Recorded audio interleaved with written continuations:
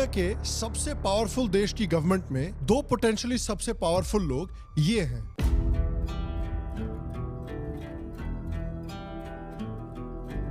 You guys are here. Jesse Krishna. Srila Bhaktivedanta Swami Prabhupada ki jai. Srila Bhaktivedanta Swami Prabhupada ki jai. बताइए यार, पाकिस्तानी ऐसे ही यहूदी साजिश के बारे में रोते रहते हैं रोज, अब उनको हिंदू साजिश के बारे में भी रोना पड़ेगा। F दबा दीजिए इनके लिए भी कमेंट सेक्शन में। कैश पटेल भाई यूएसए की सबसे पावरफुल डोमेस्टिक एजेंसी यानी FBI के पोटेंशियल हेड बन सकते हैं। That is Kash Patel. That's the man Donald Trump nominated to run the FBI. Kash Patel. Trump taps Kash Patel for FBI director and ally. President-elect Trump intends to nominate Kash Patel to serve as the FBI director. U.S. President-elect Donald Trump has nominated Kashia Patel, also known as Kash Patel. Trump announced that his advisor, Kash Patel, is his pick to be the next director of the FBI. और cash Patel और तुलसी गैबर्ट के बारे में interesting बात ये भी है कि जो हार्डकोर मेगा सपोर्टर्स भी हैं, जो थोड़े से रेसिस्ट माने जाते हैं, जो इंडियंस और खासकर विवेक रामास्वामी की तरफ रेसिस्ट बिहेवियर भी दिखा चुके हैं, वो भी कैश पटेल को सपोर्ट दे रहे हैं। The rest of the interview. This is why snippets of information are often misleading and detrimental to this committee's advice and consent process. If you consent, I would love to have 5 hours of questions and then I could read the whole transcript. You've got 2 minutes. Wow. माना जाता है कि cash Patel और तुलसी गैबर्ट Trump के सबसे tough और सबसे loyal appointees माने जाते हैं। तो आइए देखते हैं इस ट्रंप एडमिनिस्ट्रेशन के इन दो सीक्रेट हिंदू वेपन्स को।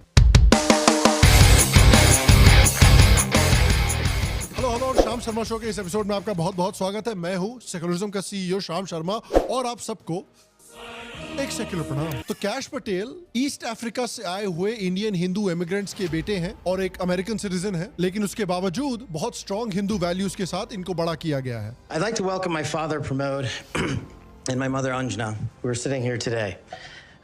They traveled here to get here from India. My sister's also here, Nisha. She also traversed the oceans just to be with me here today. It means the world that you guys are here. Jesse Krishna. इनके parents 1970s में Uganda और Tanzania से America आए थे। ये dictator इदी अमीन का समय था युगांडा में, जिस समय पर उसने इंडियन ओरिजिन कम्युनिटीज के खिलाफ बहुत डिस्क्रिमिनेशन किया था, उनकी प्रॉपर्टियां जब्त कर ली थी और उनको जबरदस्ती युगांडा से निकाला था। तो बिना किसी पैसे, बिना किसी संपत्ति के इनके फादर अमेरिका आए, लेकिन उसके बावजूद मेहनत के साथ अपने आप को यूएस में as a motel owner establish किया और कैश पटेल ने फिर अपना करियर लॉ में शुरू किया। लॉ स्कूल कंप्लीट करने के बाद कैश पटेल को टॉप टियर लॉ फर्म्स में एंट्री लेने में इनिशियली काफी स्ट्रगल हुआ, लेकिन गिव अप करने के बजाय उन्होंने डिसाइड किया कि वो मायामी जाकर पब्लिक डिफेंडर के तौर पर स्टार्ट करेंगे। तो लगभग 9 इयर्स तक उन्होंने मायामी के कॉम्प्लिकेटेड कोर्ट्स का पूरा सीन संभाला। वहां पर उन्होंने इनिशियली गरीब और रॉन्गफुली अक्यूज्ड क्रिमिनल्स को डिफेंड किया। वहां पर उन्होंने मर्डर, नार्को ट्रैफिकिंग और फाइनेंशियल क्राइम्स जैसे बड़े बड़े हाई लेवल के कॉम्प्लेक्स केसेस भी हैंडल किए। और उसके बाद कैश पटेल का लीगल करियर बिल्कुल ड्रामेटिक मोड में चला आता है जब उन्होंने डिपार्टमेंट ऑफ जस्टिस ज्वाइन किया एज ए टेररिज्म प्रोसिक्यूटर। यहाँ पर उन्होंने अलकायदा और आईसिस ऑपरेटिव से जुड़े हाई प्रोफाइल केसेस की इन्वेस्टिगेशन की लीड की। डीओजे में उन्होंने तीखी लीगल सोच और टेररिज्म रिलेटेड एक्सपर्टीज की वजह से उनकी काफी तारीफ भी हुई। यहाँ पर सक्सेस के बाद उन्हें एक लिएजो ऑफिसर बनाया जाता है जेसॉक में, यानी जॉइंट स्पेशल ऑपरेशंस कमांड में। ये डीओजे और यूएस मिलिट्री की सबसे एलीट यूनिट्स के बीच का बहुत इंपॉर्टेंट लिंक होता है। इस रोल में पटेल का काम सिर्फ पेपर वर्क तक ही लिमिटेड नहीं था। उन्हें इंश्योर करना था कि counter terrorism missions legal standards को फॉलो करें और आतंकी ग्रुप्स के खिलाफ फुल पावर से इफेक्टिव हो। आतंकी लीडर्स को टारगेट करने के लिए जो लीगल फ्रेमवर्क्स तैयार किए जाते हैं, उनमें पटेल की बहुत बड़ी कंट्रीब्यूशन रही। उन्होंने इंटेलिजेंस एजेंसीज, डीओजे और मिलिट्री ऑपरेशंस के बीच कोऑर्डिनेशन स्ट्रीमलाइन करके ब्यूरोक्रेटिक डिलेज भी काफी कम किए। फिर 2019 में पटेल का करियर एक और नए हाई गियर में शिफ्ट हो जाता है जब उन्हें ट्रंप एडमिनिस्ट्रेशन में principal deputy to the acting director of national intelligence बना दिया जाता है। अब वो पूरी 17 इंटेलिजेंस कम्युनिटी एजेंसीज को सुपरवाइज कर रहे थे। पटेल ट्रंप की डेली ब्रीफिंग भी देते थे, जिसमें उनका काम था कि ट्रंप के लिए डेली सबसे क्रूशियल इंटेलिजेंस समरी उनके लिए प्रिपेयर किया जाए।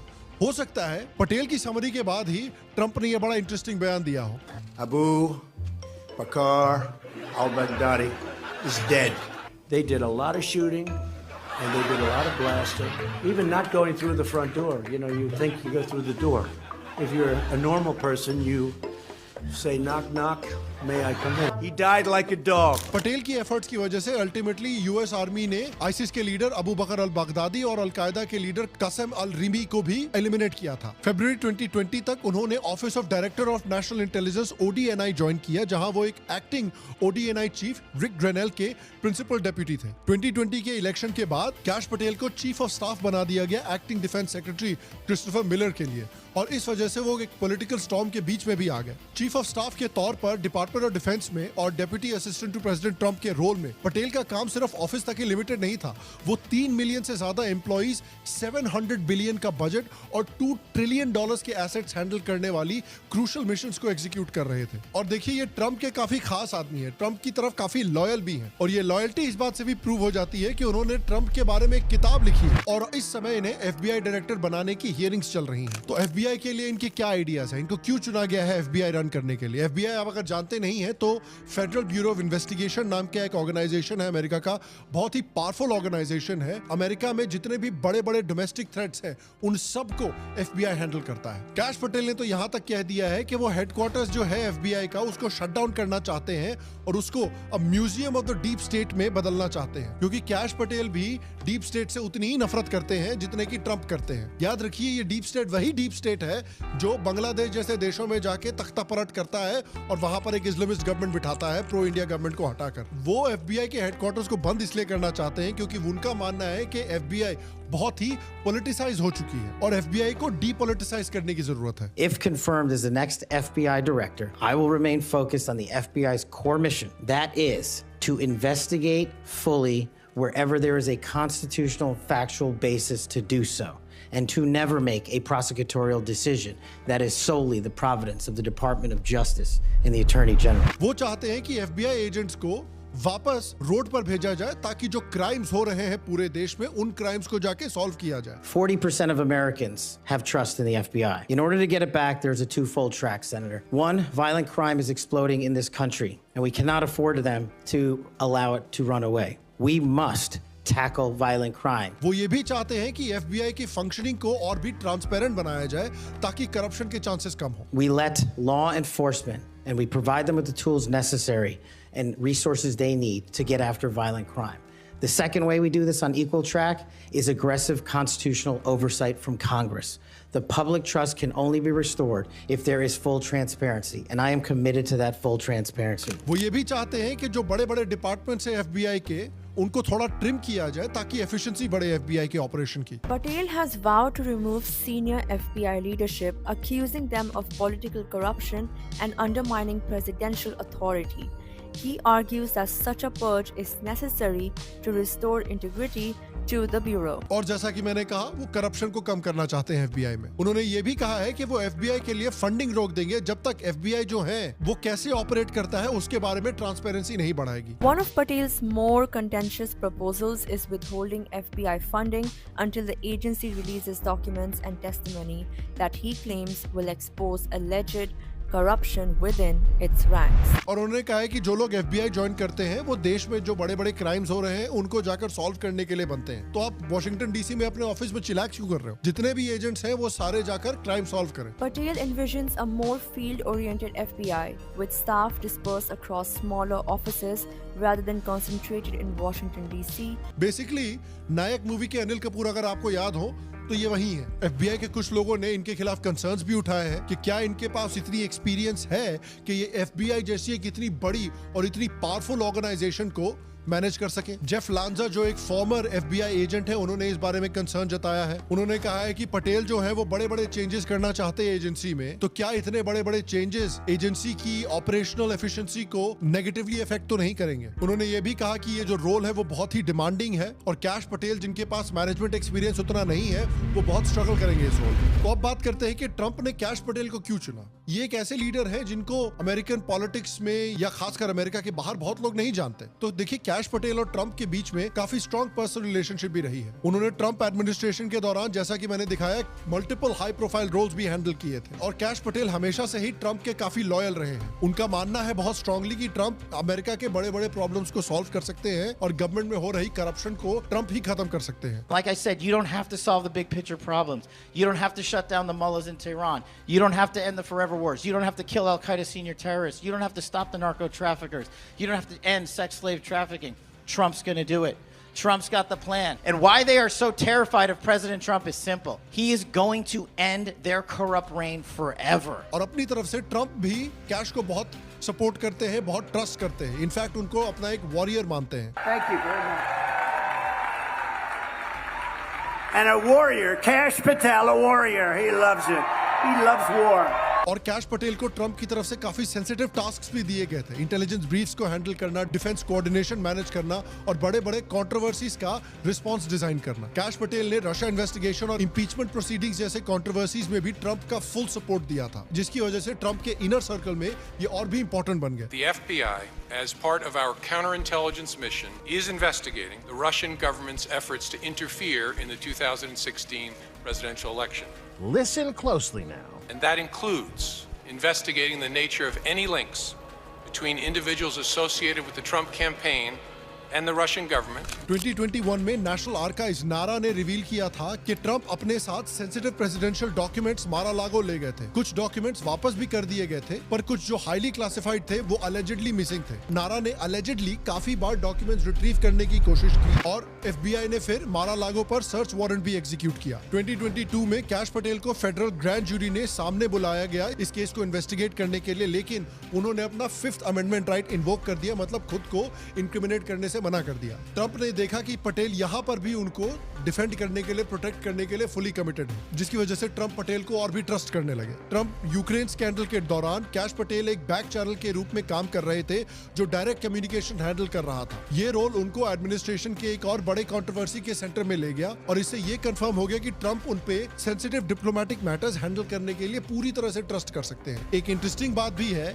कि ट्रंप से रिलेटेड कैश पटेल ने एक चिल्ड्रंस किताब भी लिखी है, the plot against the king, जो रशियन कलूजन नैरेटिव को एक करेज और ट्रूथ की कहानी की तरफ फ्रेम करता है, थोड़े ह्यूमरस टचेस के साथ. ये बुक अपैरेंटली कंजर्वेटिव सर्कल्स में बहुत बड़ी हिट हो गई थी और ट्रंप ने भी इस किताब को इंडोर्स किया है काफी. कैश से पूछा गया कि उन्होंने ये किताब भैया लिखी क्यों, तो उन्होंने मजाक में कहा कि इस कंट्रोवर्सी को अगर आप एक 5 साल के बच्चे को नहीं समझा सकते तो बड़े लोगों को क्या समझाओगे यार, उनको कैसे सच पता चलेगा. Which is an interesting strategy I guess. उसके ऊपर से पटेल ने Trump media and technology company के बोर्ड ऑफ डायरेक्टर्स को भी ज्वाइन किया है, जो ट्रंप की social media company Truth Social का पेरेंट कंपनी है. तो एक तरफ तो है कैश पटेल, उसके बाद आती है Tulsi Gabbard. Those who oppose my nomination imply that I am loyal to something or someone other than God, my own conscience, and the Constitution of the United States, accusing me of being Trump's puppet, Putin's puppet, Assad's puppet, a guru. जिन्होंने अपनी खुद की hearing में भी काफी बड़े-बड़े mic drop moments डाले हैं. Unfortunately, there are some Democrat senators who still don't understand the principle of freedom of religion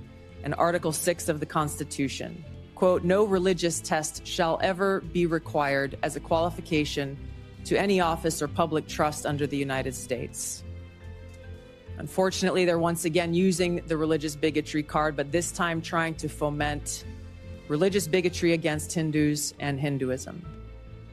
If anyone is sincerely interested in knowing more about my own personal spiritual path of Hinduism, I welcome you to go to my account on X where I'll share more on this topic. जो cash Patel की तरह ही अपनी religious conviction में बहुत strong है. That there is one God and he goes by many names that describe his different qualities and characteristics. And as you pointed out, Hinduism is uniquely a non-sectarian spiritual practice, essentially. It's not a quote-unquote religion that you convert into or you leave behind or whatever the case may be. Bhagavad Gita, a central scripture and text that comes from India, literally means Song of God. And the principles that are conveyed throughout the Bhagavad Gita are applicable to all of us. They are timeless truths that whether you consider yourself Christian or Catholic or Muslim or Jewish or Hindu, these truths are eternal and relevant through all time. और सुनिए कि उनका Islamic extremism पर क्या opinion है. I have no love for Assad or Gaddafi or any dictator. I just hate Al-Qaeda. I hate that we have leaders who cozy up to Islamist extremists, minimizing them to so-called rebels. As Jake Sullivan said to Hillary Clinton, quote, Al-Qaeda is on our side in Syria. Well, Syria is now controlled by an Al-Qaeda offshoot, HTS, led by an Islamist jihadist who danced in the streets on 9/11 and who was responsible for the killing of many American service members. तो जिस तरह बांग्लादेश जैसे देशों में regime change करवा के USA Islamist governments बिठाता आया है, उसके खिलाफ देखिए ये कितनी स्ट्रांगली बोल रही हैं. It was shocking and a betrayal to me and every person who was killed on 9/11, their families and my brothers and sisters in uniform. When as a member of Congress, I learned about President Obama's dual programs that he had begun really to overthrow the regime of Syria, and being willing to, through the CIA's Timber Sycamore program that has now been made public, of working with and arming and equipping Al-Qaeda in an effort to overthrow that regime, and not acknowledging what was obvious at the time and what has unfortunately borne true, which was that a regime change war in Syria, much like the regime change wars in Iraq, the toppling of Gaddafi and Mubarak, while these are all dictators, would likely result in the rise of Islamist extremists like Al-Qaeda taking power. उसके ऊपर से ये first American Samoan और first Hindu member of Congress रही हैं. One of the first 2 female combat veterans elected to Congress. ये Hawaii की youngest legislator रही हैं फ्रॉम 2002 to 2004. इन्हें कॉम्बैट मेडिकल बैज भी मिल चुका है. ये पहली वुमेन है जिनको कुवैत नेशनल गार्ड ने उनकी training and readiness programme organise करने के लिए अवार्ड भी दिया है. 2020 में वो डेमोक्रेटिक प्रेसिडेंशियल प्राइमरी में एक कैंडिडेट की तरह भी खड़ी हुई थी, जहां पर उन्होंने एक रात में 1 मिनट में ही कमला चाची का पूरा करियर ही खत्म कर दिया था. That she'll be a prosecutor president, but I'm deeply concerned about this record. There are too many examples to cite, but she put over 1,500 people in jail for marijuana violations and then laughed about it when she was asked if she ever smoked marijuana. She blocked evidence that would have freed an innocent man from death row until the courts forced her to do so. She kept people in prison beyond their sentences to use them as cheap labor for the state of California. And she fought to keep cash bail system in place that impacts poor people in the worst kind of way. उसके बाद लेकिन democratic party की corruption और democratic party किस तरह से वोक ideology में पूरी तरह से सन चुकी थी, उससे परेशान होकर उन्होंने 2022 में डेमोक्रेटिक पार्टी छोड़ दी और एक इंडिपेंडेंट बन गई. उसके बाद 2024 में इन्होंने रिपब्लिकन पार्टी ज्वाइन की. अगर इनको कंफर्म कर दिया जाता है तो ये पहली पैसिफिक आइलैंडर अमेरिकन रहेंगी और पहली हिंदू अमेरिकन रहेंगी जो फेडरल गवर्नमेंट में एक कैबिनेट लेवल पोजीशन पर रहेंगी. और आप देखिए कि कैश पटेल और तुलसी गैबर्ट दोनों का इंडिया को लेकर क्या ओपिनियन है. India is the world's largest democracy and one of the United States' most important partners in the Asia-Pacific region. Our two nations must continue to work closely together if we are to address the pressing issues that impact us and the world. Issues like combating climate change, preventing nuclear war and nuclear proliferation, and improving the economic well-being of our people. So as we build a strong and lasting partnership between our two nations, focusing on areas of economic growth, wealth and opportunity, inequality, science, health, the environment, security, and counterterrorism, we can bring about the ideal of Vasudhaiva Kutumbakam, recognizing that everyone on our planet, we are all one family. Cash Patel ने भी देखिए क्या कहा था. उन्होंने राम मंदिर के बनने को सेलिब्रेट किया था और मीडिया को लताड़ा भी था इस बात पर कि मीडिया जो है इस तरह से राम मंदिर की हिस्ट्री के बारे में झूठ बोल रही है. वो भी इंडिया यूएसए रिलेशनशिप के एक बड़े सपोर्टर है. वो जानते हैं कि यूएसए और इंडिया के बीच में बहुत सारे कॉमन गोल्स हैं और उनकी स्ट्रेटेजिक रिलेशनशिप और भी स्ट्रॉन्ग करने की जरूरत है. एट अ टाइम तो चाइना बहुत अग्रेसिवली अपनी एम्पायर को बिल्ड करने की कोशिश कर रहा है. वहां यूएसए को चाइना को काउंटर करने की जरूरत है और ग्लोबल साउथ देशों में और दुनिया की अलग अलग कंट्रीज से मीडिएट करने की जरूरत है अमेरिका को, जहां इंडिया उन्हें सीरियसली हेल्प कर सकता है. सिमिलरली इंडिया को भी चाइना, पाकिस्तान, बांग्लादेश और इंटरनली बड़े चैलेंजेस हैं जो ओवरकम करने हैं. फॉर एग्जाम्पल जम्मू कश्मीर की स्टेबिलिटी, आने वाले potential labour reforms, uniform civil code, Waqf board amendment के लिए इंडिया को भी इंटरनल स्टेबिलिटी चाहिए. जिस तरह से याद कीजिए फार्म प्रोटेस्ट में इतने भर भर के अमेरिका ने फॉरेन इंटरफेरेंस किया था, उस तरह की हालत इंडिया को नहीं चाहिए इन बड़े बड़े रिफॉर्म्स को लाने के लिए. मतलब वो तो वही बात हो गई ना कि आपको टास्क दिया गया है कि आपको यूपीएससी में ऑल इंडिया रैंक 1 लानी है, उसके साथ साथ आपको स्क्विड गेम के सारे चैलेंजेस भी पार करने हैं.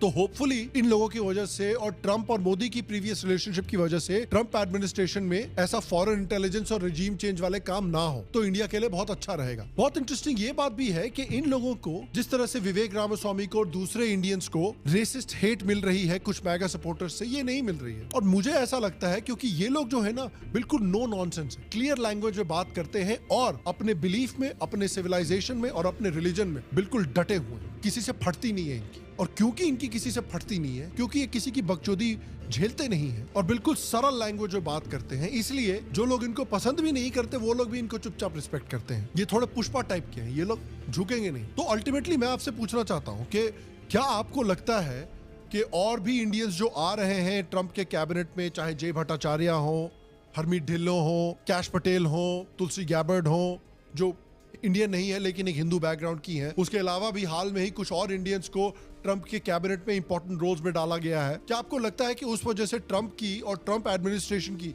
जो इंडिया की तरफ पॉलिसी रहेगी वो बाइडेन की गवर्नमेंट से बेहतर रहेगी? क्या आपको लगता है कि ट्रंप एडमिनिस्ट्रेशन में जो इंडिया यूएसए रिलेशनशिप है वो अच्छी रहेगी? क्योंकि बाइडेन के समय पे इंडिया यूएस की रिलेशनशिप अच्छी नहीं थी। क्या लगता है आपको? नीचे कमेंट सेक्शन में मुझे जरूर बताएं।